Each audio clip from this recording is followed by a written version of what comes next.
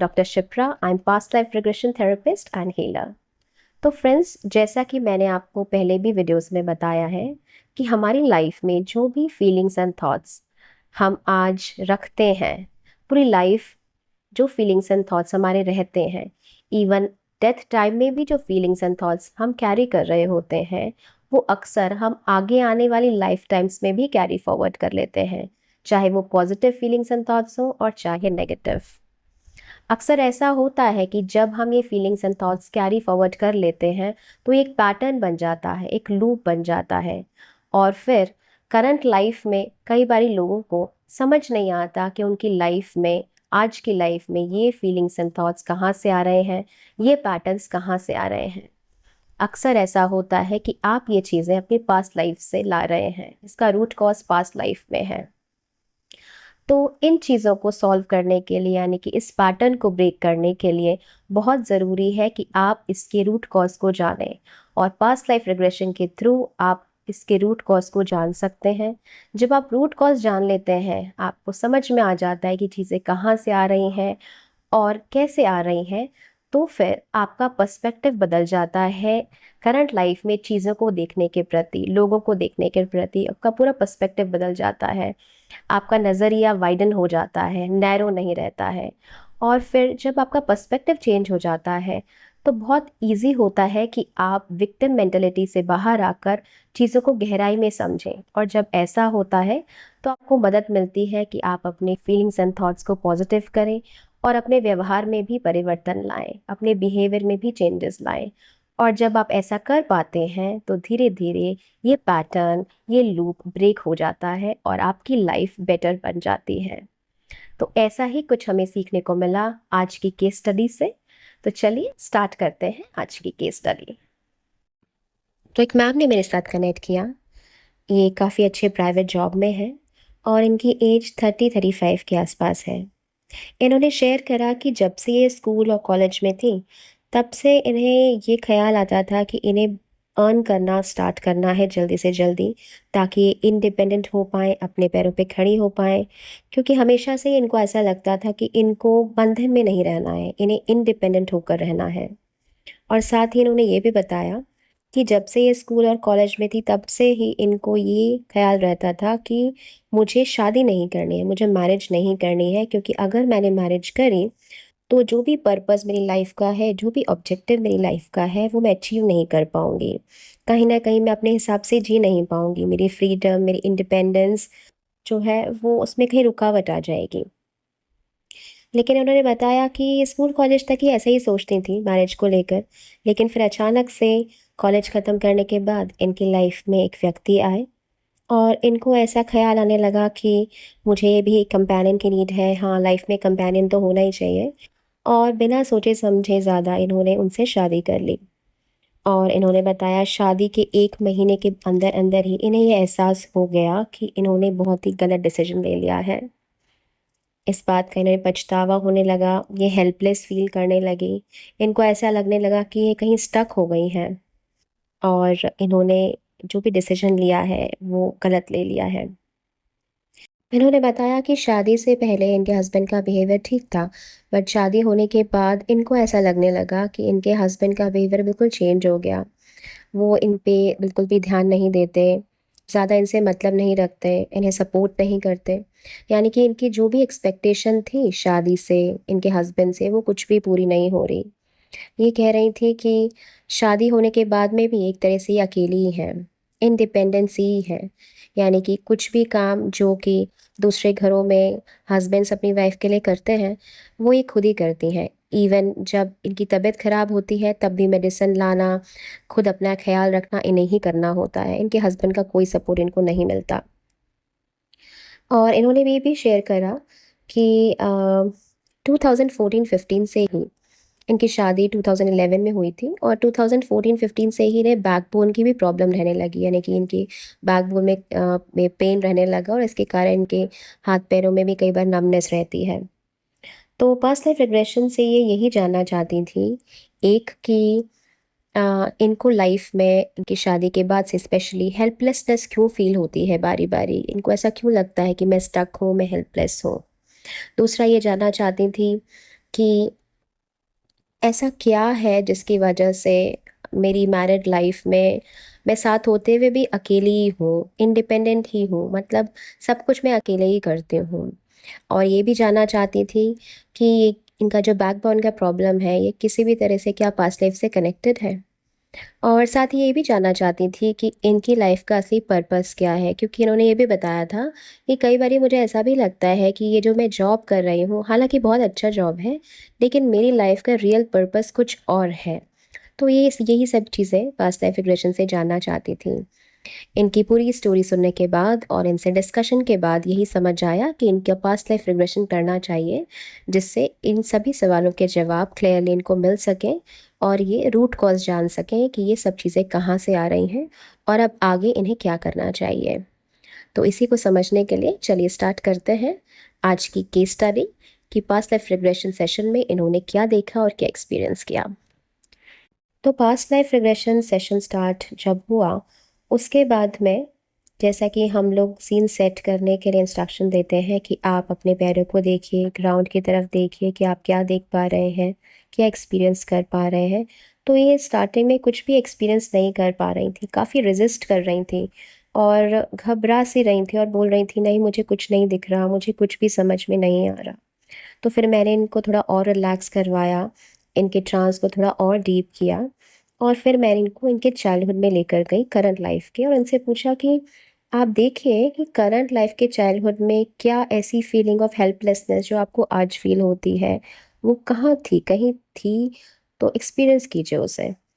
तो फिर इन्होंने इंस्टेंटली एक सीन बताया। इन्होंने बोला कि इन्होंने किसी रिलेटिव का नाम लिया अपने, जो मैं यहाँ नहीं बता रही हूँ।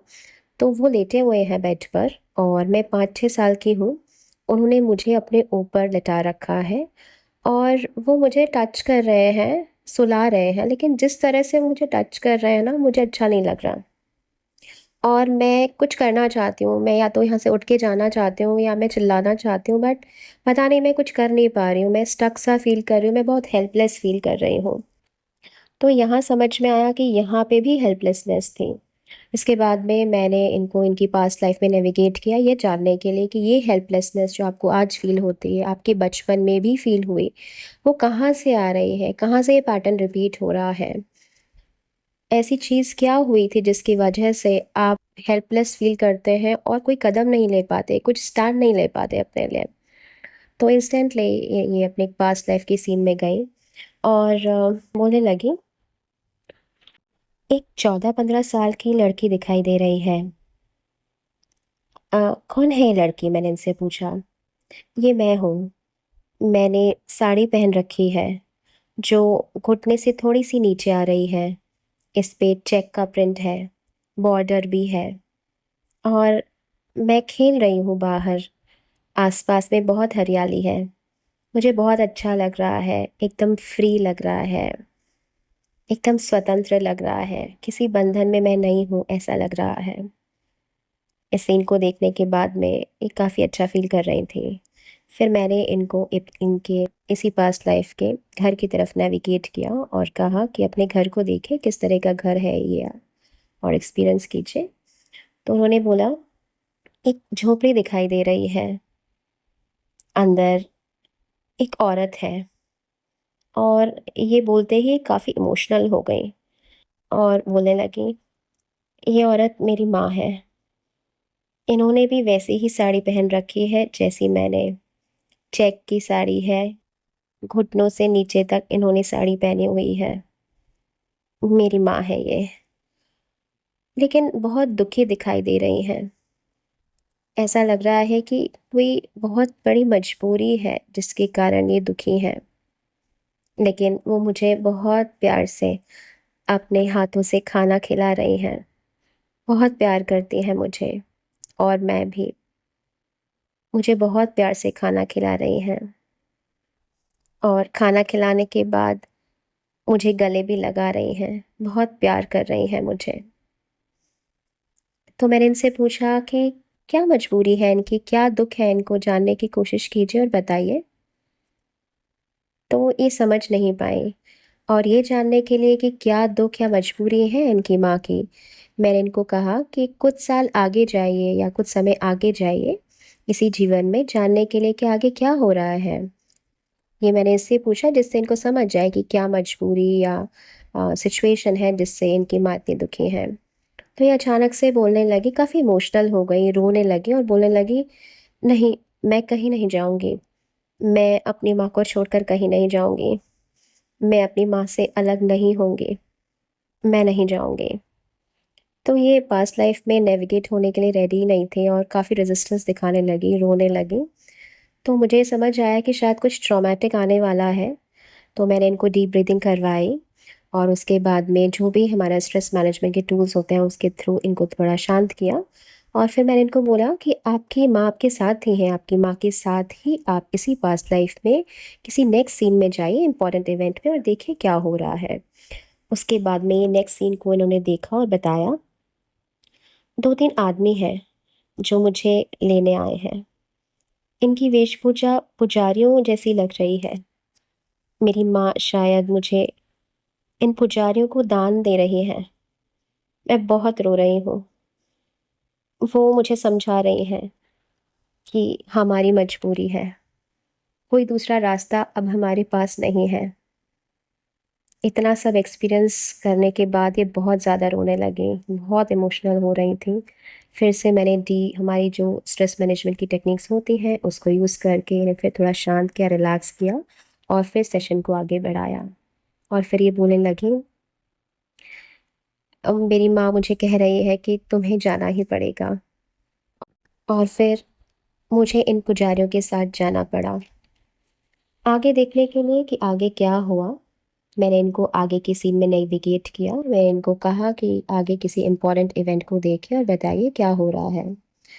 तब इन्होंने बोला, मैं 18-19 साल की लग रही हूँ।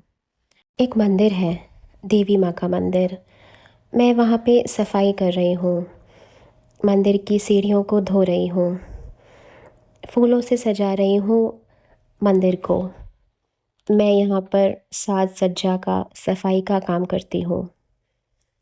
माँ की बहुत याद आती है मुझे, लेकिन मैं क्या करूँ, मजबूर हूँ, मैं कुछ कर नहीं सकती। आगे मैं इनसे कुछ पूछती इससे पहले ये बोलने लगी, एक पुजारी है जो मंदिर के पीछे बने एक कमरे में मुझे बुला रहा है। मैं जाना नहीं चाहती, किंतु वह कह रहा है, तुम एक देवदासी हो और तुम्हारी यही जिम्मेदारी है। मुझे बहुत बुरा लग रहा है, मैं ये नहीं करना चाहती। मैं बहुत हेल्पलेस फील कर रही हूँ, बहुत मजबूर फील कर रही हूँ। मेरे साथ पुजारी ने पूरा जीवन यही सब किया, पूरा जीवन मेरा इसी तरह से बीता। फिर मैंने इन्हें इसी पास्ट लाइफ में थोड़ा आगे नेविगेट किया देखने के लिए कि आगे क्या हुआ इनके जीवन में। तो इन्होंने बताया, एक बहुत बड़ा उत्सव हो रहा है। ऐसा लग रहा है कि देवी माँ की सवारी निकल रही है। बहुत सारे लोग हैं। मेरी उम्र 30-32 वर्ष के आसपास लग रही है। मैं बहुत सजी धजी हुई हूँ। मैंने फूलों से बने गहने पहन रखे हैं और मैं नृत्य कर रही हूँ। मुझे किसी से कोई मतलब नहीं है। जब मैं नृत्य कर रही हूँ तब ऐसा लग रहा है, ऐसा ख्याल आ रहा है कि हे देवी माँ, मुझे इस जीवन से मुक्त कर दो। मैं सिर्फ तुम्हारी भक्ति करना चाहती हूँ, इस जीवन से मुझे मुक्त कर दो। फिर मैंने इनसे पूछा कि कौन सी जगह है, ये जानने की कोशिश कीजिए जहाँ ये उत्सव हो रहा है। तो इन्होंने बोला, आंध्र प्रदेश। लोगों का पहनावा भी ऐसा है, शायद कोई साउथ की जगह लग रही है। हाँ, आंध्र प्रदेश लग रहा है, आंध्र प्रदेश ही है ये। इसके बाद में मैंने इन्हें इसी पास्ट लाइफ में कुछ साल आगे नेविगेट किया, इनके डेथ टाइम में, लास्ट टाइम में, ये देखने के लिए कि इनके लास्ट थॉट्स मृत्यु के समय में क्या थे। क्योंकि मृत्यु के समय में जो लास्ट थॉट्स होते हैं वो बहुत इम्पॉर्टेंट होते हैं, क्योंकि वो ज़्यादातर हम कैरी फॉरवर्ड करते हैं अपने आगे आने वाली लाइफ्स में। तो जब मैंने इनको बोला तो इन्होंने देखकर बताया, मेरी आयु 50-55 है और मैं एक झोपड़ी में ज़मीन पर लेटी हुई हूँ। मेरे सामने देवी माँ का विग्रह रखा है और देवी माँ के विग्रह को देखते हुए मैं ये सोच रही हूँ कि हे देवी माँ, किस कारण मुझे ऐसा जीवन मिला। मुझे आगे ऐसा जीवन कभी मत देना। मुझे हमेशा स्वतंत्र रहना है। मैं स्वतंत्र रहना चाहती हूँ। मैं कोई बंधन नहीं चाहती और कभी भी मैं ऐसा जीवन नहीं चाहती जहाँ पर मुझे कोई भी कुछ भी करने से रोके। मुझे स्वतंत्रता चाहिए। और ऐसा सोचते हुए मैंने अपना शरीर छोड़ दिया। मेरी आत्मा अब ऊपर जा रही है एक लाइट के रूप में, और ऐसा लग रहा है कि ऊपर जाकर एक बहुत ही कूल डिवाइन लाइट मेरी हीलिंग कर रही है। मुझे बहुत शांति फील हो रही है, पीस फील हो रहा है। मुक्त हो गई मैं ऐसे जीवन से। इसके बाद मैं इनसे कुछ भी और आगे पूछती इससे पहले ही दूसरी पास्ट लाइफ में स्लिप हो गई और बोलने लगी, मुझे अब एक 2.5-3 साल की छोटी बच्ची दिखाई दे रही है। वो ज़मीन पर बैठी हुई है। ऐसा लग रहा है कि कोई प्राकृतिक आपदा आई है, कोई बाढ़ या भूकंप शायद। आसपास और भी छोटे बच्चे हैं, लोग हैं। लोगों ने अपने परिवारों को खो दिया है। लोग बहुत परेशान हैं। कोई चिल्ला रहा है, कोई रो रहा है। मेरा भी परिवार नहीं है। मैंने भी अपने परिवार को खो दिया है। इसके बाद में मैंने इन्हें आगे के सीन में नेविगेट किया देखने के लिए कि फिर इनका क्या हुआ, आगे इनकी ज़िंदगी कैसी रही। तो उन्होंने देखा और बताया, मेरी उम्र 12-13 साल लग रही है। मैं अपने आप को एक 12-13 साल की लड़की के रूप में देख रही हूँ। और एक घर है, यहाँ पर और भी लड़के लड़कियाँ हैं। शायद ये सब भी मेरी तरह अनाथ हैं। हम सभी ने अपने परिवार को खो दिया है उसी प्राकृतिक आपदा में। एक आदमी और औरत हैं जिन्होंने हमें पाला है। ये आदमी औरत तो आज मेरे माता पिता के रूप में मेरे साथ हैं। इस तरह से इन्होंने इस आदमी औरत को अपने आज के पेरेंट्स के रूप में आइडेंटिफाई किया। और फिर मैंने इनको कहा कि आगे देखिए, आप किसी नेक्स्ट सीन में जाइए और बताइए क्या हो रहा है। तो ये बोलने लगी, उसी घर में मैं अपने आप को देख पा रही हूँ। बहुत सारे बच्चे हैं और मैं भी वहीं पे हूँ। अपने आप को 19-20 साल के रूप में देख पा रही हूँ। और मैं जिन्होंने भी मुझे पाला है उनसे कह रही हूँ, नहीं, मुझे शादी नहीं करनी है, कभी नहीं करनी है। क्योंकि मैं जिन लोगों ने मेरी तरह अपने परिवार को खोया है उन्हें पालना चाहती हूँ, उनका ध्यान रखना चाहती हूँ जिस तरह से आप लोगों ने मेरा रखा है। मैं ऐसे लोगों के लिए कुछ करना चाहती हूँ जो परेशान है, जिनका कोई अपना नहीं है। उनके लिए मैं कुछ करना चाहती हूँ। और अगर मैंने शादी की तो ये काम मैं नहीं कर पाऊँगी। मैं अपने लक्ष्य में सफल नहीं हो पाऊँगी। इसलिए मुझे शादी नहीं करनी है। मुझे किसी बंधन में नहीं बंधना है। किसी बंधन में मुझे नहीं रहना है। मुझे स्वतंत्र रहकर अपनी इच्छा और अपने लक्ष्य को पूरा करना है। मैंने इनसे कहा कि थोड़ा आगे जाइए और आगे देखिए कि क्या फिर आप अपने लक्ष्य को पूरा कर पाए, क्या आपकी शादी हो पाई। तो आगे देखकर इन्होंने बताया, मैं अपने आप को एक घर में देख रही हूँ। 7-8 लड़के लड़कियाँ हैं यहाँ पर और मैंने इनका पालन पोषण किया है जिस तरह से मेरा हुआ था। मैं वही काम कर रही हूँ जो मैं करना चाहती थी। इनका ध्यान रख रही हूँ। शायद ये कोई ऐसी जगह है जहाँ मैं रहती हूँ, कोई कोस्टल एरिया, जहाँ पर अक्सर प्राकृतिक आपदाएं आती रहती हैं और लोग असहाय हो जाते हैं, दुखी हो जाते हैं, लोगों को खो देते हैं, अपनों को खो देते हैं और फिर मैं इनकी मदद करती हूँ। मैंने इनको बोला, जानिए कि कौन सी जगह है। तो एग्जैक्टली तो ये जान नहीं पाई, बस इन्होंने इतना ही बताया, कोई समुद्री जगह है जहाँ पे समुद्र है काफ़ी और तूफ़ान आते रहते हैं यहाँ पर। फिर मैंने इनको इसी पास्ट लाइफ में इनके डेथ सीन की ओर नेविगेट किया, ये जानने के लिए कि क्या इनके लास्ट थॉट्स थे। इस तरह से इन्होंने अपने शरीर को छोड़ा। तो अपने लास्ट सीन यानी कि डेथ सीन में जाने के बाद इन्होंने देखकर बताया मैं उसी घर में अपने आप को देख पा रही हूँ जिसमें मैंने उन बच्चों को पाला था। कोई भी मेरे साथ नहीं है, मैं अकेली हूँ। वो सभी बच्चे जिनको मैंने पाला था वो तो पढ़ लिख कर कुछ बन गए, लड़कियों की शादियाँ हो गई। मैं अकेली हूँ, मेरी उम्र 55-60 के आसपास है।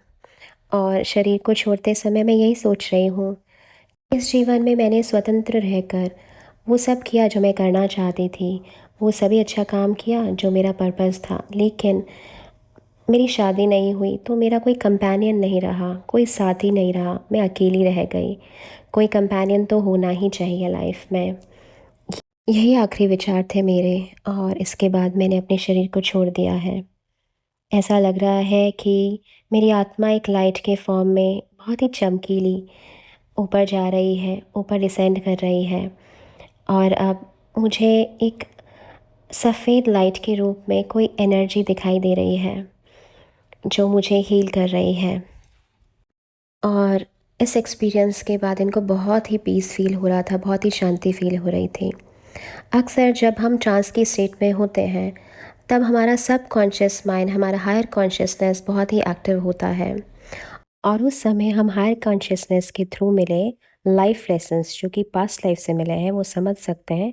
और ये भी समझ सकते हैं कि आगे हमें करंट लाइफ में क्या करना है जिससे हम अपनी लाइफ को बेटर बना सकें। तो जब मैंने इनसे पूछा कि आपने अपनी पास्ट लाइफ से क्या सीखा जो भी अभी एक्सपीरियंस करी है, तो उन्होंने बोला मेरा लाइफ लेसन है डिटैचमेंट। यानी कि मुझे आज की करंट लाइफ में जो भी कुछ करना है वो डिटैच रह के करना है, अपनी पूरी रिस्पॉन्सिबिलिटीज़ निभानी है, लेकिन बिना किसी एक्सपेक्टेशन के साथ में। और साथ ही मुझे लोगों के लिए कुछ करना है, या तो मुझे हीलिंग करनी है या फिर सोशल सर्विस, कुछ भी ऐसा जिसमें कि कोई एक्सपेक्टेशन ना हो और लोगों के लिए कुछ किया जाए, ये इन्हें समझ आया। तो इस तरह से इनके पास लाइफ रिग्रेशन सेशन ओवर हो गए। और सेशन ओवर होने के बाद में इनको समझ में आ गया कि इनकी करंट लाइफ से इनकी पास्ट लाइफ्स किस तरह से जुड़ी हुई हैं। इनके सारे क्वेश्चंस का आंसर इनको मिल गया, और इनको ये भी समझ में आ गया कि आगे अब अपनी लाइफ को बेटर बनाने के लिए इन्हें क्या करना चाहिए। तो अब हम समझते हैं कि इनकी करंट लाइफ का इनकी पास्ट लाइफ से क्या कनेक्शन है। तो सबसे पहले जो फर्स्ट पास्ट लाइफ इन्होंने देखी थी, एक्सपीरियंस करी थी, जिसमें कि इन्होंने देखा था कि ये अपनी माँ से अलग हो रही हैं, और इन्होंने अपने आप को एक देवदासी के रूप में देखा था, जिसमें इन्होंने अपना पूरा जीवन हेल्पलेसनेस की फीलिंग के साथ बिताया था। अपनी माँ से अलग हो, अपने डेथ टाइम पर आखिरी समय में इनके जो थॉट्स थे वो ये थे कि हे देवी माँ, मुझे ऐसा जीवन नहीं चाहिए, मुझे बंधन वाला जीवन नहीं चाहिए, मुझे स्वतंत्र रहना है, मुझे ऐसा कुछ भी बंधन नहीं चाहिए जिसमें मैं कुछ कर ना पाऊँ। और देखिए, आज के जीवन में इनकी शादी तो हुई, लेकिन इनके पति इनसे कोई ज़्यादा मतलब नहीं रखते। शादीशुदा होते हुए भी ये एक तरह से बंधन से मुक्त ही हैं, इंडिपेंडेंट ही हैं, क्योंकि इन्होंने बताया कि ये बहुत बहुत अर्ली एज में इनकी जॉब भी लग गई थी, ये फाइनेंशियली इंडिपेंडेंट भी हो गई थी, और अभी शादी के बाद में भी ये सब कुछ काम खुद ही करती हैं, एक तरह से इंडिपेंडेंट ही हैं ये। और तीसरा, इनकी वो पास्ट लाइफ जिसमें इन्होंने अपने आप को एक अनाथ बच्ची के रूप में देखा, और बाद में देखा कि इनको किसी और ने पाला है, और ये भी बाद में यही काम कर रही हैं, ये भी ऐसे लोगों को, ऐसे बच्चों को पाल रही हैं जिनका कोई नहीं है, जिन्होंने अपने परिवार को खो दिया है।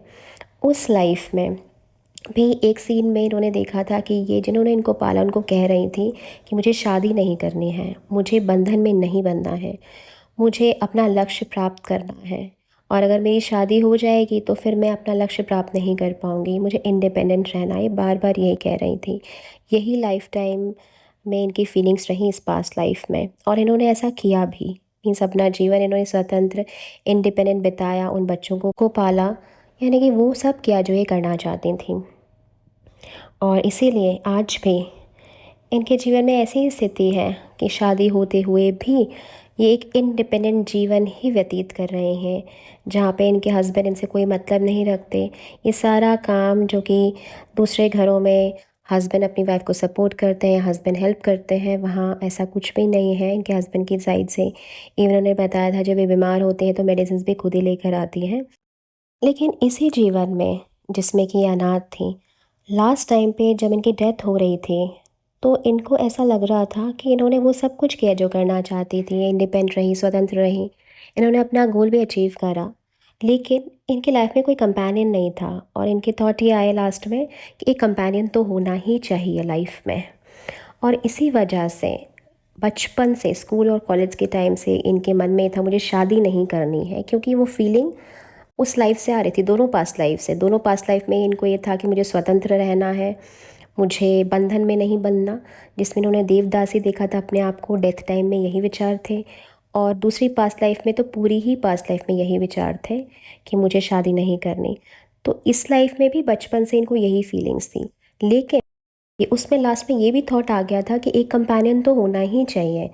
और देखिए वो किस तरह से पूरा हुआ कि एकदम से इन्हें इनके जीवन में एक ऐसा व्यक्ति आया जिनको देखकर, मिलकर इनको कंपेनियनशिप चाहिए, मुझे ऐसा फील हुआ, और इन्होंने बिना ज़्यादा सोचे समझे उनसे शादी कर ली। तो कभी कभी पास्ट लाइफ के स्टडीज़ के ये सेशन लेने के बाद मुझे खुद इतनी हैरानी होती है कि कितना डीपली हमारी पास्ट लाइफ सरल लाइफ से जुड़ी हुई होती हैं। अब अगर हम डीपली सोचें तो जिस जीवन में ये देवदासी थी और दूसरे जीवन में जिन्होंने अपने माँ बाप को खो दिया था, दोनों ही जीवन इनके कोई अच्छे नहीं रहे, एक तरह से ट्रॉमेटिक ही रहे। और आज का जीवन भी ये कह रही हैं कि इनको हेल्पलेस फील होता है। तो कहीं ना कहीं किसी पास्ट लाइफ में इनकी तरफ से भी कुछ गलती हुई होगी ज़रूर, जहाँ पे इन्होंने कुछ ऐसा किया होगा जिसकी वजह से इस तरह की पास्ट लाइफ्स इनकी रही और आज का जीवन भी ऐसा है। लेकिन जब हम पास्ट लाइफ रिग्रेशन सेशन करते हैं तो कौन सी लाइफ खुलने वाली है ये हमारे हाथ में नहीं होती है। कौन सी लाइफ ओपन होती है? वो लाइफ ओपन होती है जो अभी करंट लाइफ से किसी भी रूप में रेलेवेंट होती है, जहाँ से आप चीज़ें कैरी कर रहे हैं, और जो चीज़ें आपके लिए आज जाना ज़रूरी है, आपके लिए जाना बेनिफिशियल है, वही चीज़ें ओपन होती है। या फिर यूँ कहें कि जिस चीज़ के लिए आपका सबकॉन्शियस माइंड रेडी होता है, या जो मास्टर्स चाहते हैं कि आपको पता चले, जिससे आप अपनी लाइफ को सुधार सकें, बेटर बना सकें, अपने लाइफ लेसन को समझ सकें, वही लाइफ्स ओपन होती हैं। तो ऐसा नहीं है कि इन्होंने कभी कुछ ख़राब नहीं किया फिर भी ये सब लाइफ्स इनकी ख़राब क्यों रहें। इनकी तरफ से भी ज़रूर कुछ पास्ट लाइफ में, एक या एक से ज़्यादा पास्ट लाइफ में कुछ बुरा कर्म हुआ होगा जिसकी वजह से ऐसी पास्ट लाइफ्स, ऐसी ट्रॉमेटिक पास्ट लाइफ्स इनकी रहीं। लेकिन वो नहीं ओपन हुआ क्योंकि उसे ओपन नहीं होना था, मास्टर्स नहीं चाहते थे, या हो सकता है इनका सबकॉन्शियस माइंड रेडी नहीं था। तो जनरली मेन ऑब्जेक्टिव क्या रहता है पास्ट लाइफ रिग्रेशन सेशन में? कोई मूवी देखना नहीं रहता है कि हमने क्या कर्म किया था गलत, हम उसको देखें और देख कर आ जाएं। इसका बेसिकली ऑब्जेक्टिव होता है कि हमारा जो पर्सपेक्टिव है वो बदले, हमें समझ आए कि ये रूट कॉज इस प्रॉब्लम का क्या है, और हमारा पर्सपेक्टिव जब बदले हम कुछ सीखें, अपने थॉट्स में, फीलिंग्स में, अपने बिहेवियर में बदलाव लाएं और अपनी लाइफ को बेटर बनाएं। तो यही इनका सेशन रहा, और सेशन से यही लाइफ लेसन्स हमें समझ में आए, ये चीज़ें समझ में आई, इनको भी सारी बात समझ में आ गई और इनको समझ आ गया कि अब इनको आगे क्या करना है। और इनके एक और जो क्वेश्चन था कि मेरी जो बैकबोन है उसमें प्रॉब्लम रहता है, तो उन्होंने शेयर करा था कि 2011 में इनकी मैरिज हुई थी और 2015-16 से इनको बैकबोन का प्रॉब्लम हो गया। तो एक और चीज़ है कि ऐसा नहीं है कि हर आपकी डिज़ीज़ जो है वो पास्ट लाइफ से ही आ रही हो सकती है। करंट लाइफ में भी कई बार ऐसा होता है कि अगर लंबे समय तक हम नेगेटिव इमोशंस में रहते हैं, यानी कि सैडनेस, एंगर, पछतावा, गिल्ट, इस तरह के अगर हमारे लंबे समय तक इमोशंस रहते हैं तो वो भी किसी न किसी डिज़ीज़ का रूप ले लेते हैं, क्योंकि वो सब चीज़ें हमारे सब कॉन्शियस माइंड में स्टोर रहती हैं, हमारी मेरिडियंस ब्लॉक हो जाते हैं और कोई ना कोई डिज़ीज़ का रूप वो ले लेती हैं। तो इसे ही समझ में आया कि जो इन्होंने बताया भी था कि शादी के 1 महीने बाद ही मुझे समझ में आ गया था कि मेरा डिसीजन बहुत गलत हो गया, और ये तब से बहुत एंजाइटी में रहती थी और इनको ये फ़ील होता था कि क्या कर लिया मैंने, पछतावा रहता था। तो आई थिंक लंबे समय तक जब इनको ये फीलिंग्स रही नेगेटिव, तो उसने इन्हें कहीं ना कहीं डिज़ीज़ का रूप ले लिया। और इसीलिए अपनी इस परेशानी को, इस डिज़ीज़ को ठीक करने के लिए मैंने इनको ये सजेशन दिया कि आप अपने हर नेगेटिव इमोशन पे वर्क करें, इनर वर्क करें, अपने हर नेगेटिव इंसिडेंट को जो भी शादी के बाद आपको याद आता है उसे एक एक को हील करें, जिसके लिए आप हीलिंग कोर्स ज्वाइन कर लीजिए। और जब आप इसको हील करेंगे तो धीरे धीरे जो भी स्टक इमोशंस हैं अंदर, जो भी नेगेटिव इंसिडेंट्स हुए हैं उसके, वो धीरे धीरे रिलीज़ हो जाएंगे और हो सकता है कि आपकी जो कंडीशन है वो बेटर हो जाए। और इसके लिए आपको ध्यान भी करना चाहिए, मैंने इनको कहा आनापानासति ध्यान रोज़ कीजिए। आनापानासति ध्यान करने से भी आपकी जो भी स्टक एनर्जीज़ हैं उनकी हीलिंग होगी धीरे धीरे। जो भी ब्लॉकेजेस हैं बॉडी में, जो कि स्टक नेगेटिव इमोशन के कारण हो गए हैं, वो सब धीरे धीरे नेगेटिव इमोशंस रिलीज़ होंगे, आपकी हीलिंग होगी। इनको साथ में ये भी सजेशन दिया कि जो भी आपको अपने हायर कॉन्शियसनेस से मैसेज मिला है कि आपको डिटैचमेंट के साथ जीना है, यानी कि आपको वर्क करना है विदाउट एनी एक्सपेक्टेशन, उसको आप करिए। और साथ में इनको जो मैसेज मिला था कि इन्हें हीलिंग या सोशल वर्क करना है, उसको भी आप करिए, जिससे आपको पीसफुल फील हो और आपको अच्छा लगे। तो इस तरह से ये केस स्टडी यहीं ख़त्म होती है। आई होप कि आज की केस स्टडी आपको पसंद आई होगी और इस केस स्टडी से आपको भी काफ़ी कुछ सीखने को मिला होगा। Thank you very much. नमस्ते।